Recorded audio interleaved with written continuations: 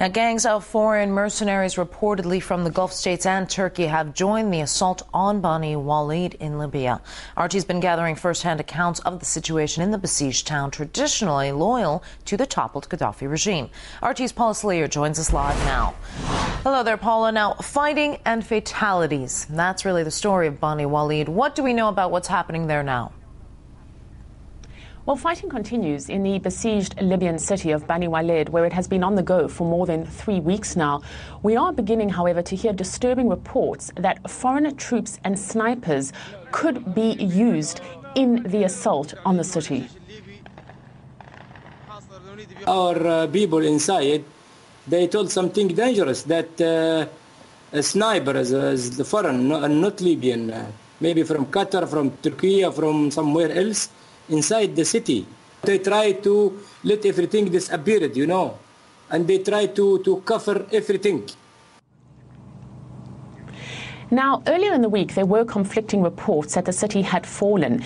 These reports have proven untrue, but not before thousands of Beni Walid residents tried to make their way back to the city. Now, we are hearing from our sources on the ground that these people have been stopped by roadblocks that have been set up by militias at the entrances and exits to the city, that there has been firing in the air, wide-scale panic, and that now thousands of people are on the desert highway.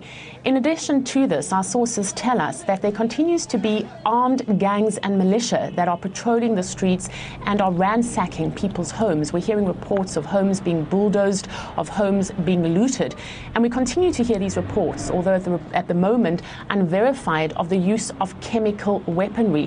One particularly disturbing source tells us that he has seen that the militia have been trying to hide bodies or try to remove them from the city, and these are bodies that have been killed by chemical weaponry.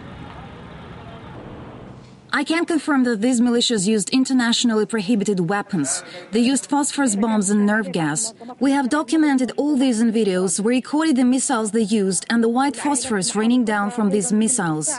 Many people died without being wounded or shot. They died as a result of gases. The whole world needs to see who are they targeting. Are they really Gaddafi's men?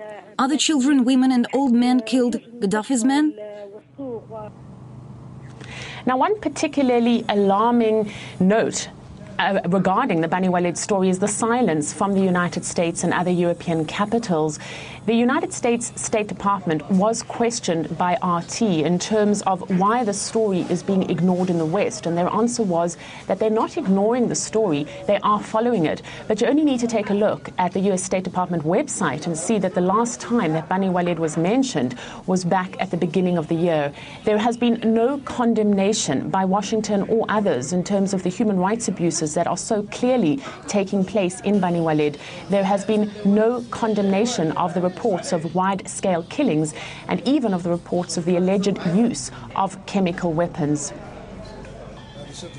We support the efforts of the Libyan government to get control of militias and to provide security throughout the country, including in Beni Walid, and to do so in a way that is respectful of the human rights of all citizens and allows humanitarian organizations to get in. So we are watching this situation very closely. Now, the Libyan army was given the order to use all means necessary to deal with the city, and certainly what we're witnessing is that all means necessary are being employed. This is just little more than a year since Libya got independence, and certainly from the scenes that we see coming from Beni Walid, the situation in the country looks worse, if not even more terrible than it was during the time of Muammar Gaddafi. This is a message to all parasites and leeches, a message to all of them across Libya, wherever they are, whoever you are and however strong you are and whoever your backers are, the 17th of February revolution should win. So the fighting continues. We are still receiving these pictures of dismembered bodies, of dead children. Also, we hear from our sources both within the city and elsewhere in Europe and North Africa, people who have family inside the city, that the killings are far from over. All right, with the latest developments there from in Beni Walid, our Middle East correspondent in Beirut. Thank you, Paula Slayer.